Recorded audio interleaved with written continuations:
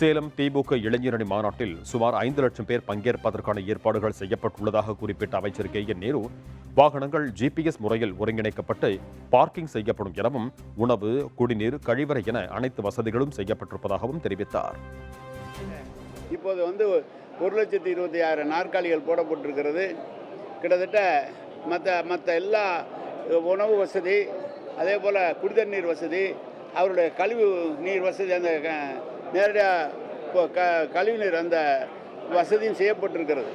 எனவே அனைத்து வசதிகளும் செய்யப்பட்டிருக்கிறது. மற்ற வெளியில் இருக்கிறவர்களுக்கு கடைகளில் வெளியில் உணவு பண்டம் தயாரிக்கப்பட்டு அவர்கள் வாங்கிக் கொள்ளலாம் என்று அதையும் சொல்லப்பட்டிருக்கிறது.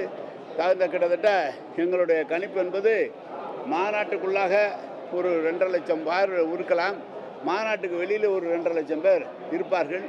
இது ரெண்டும் நாங்கள் 5 லட்சம் பேர் எதிர்பார்க்கிறோம். அந்த அளவிற்கு வரும்.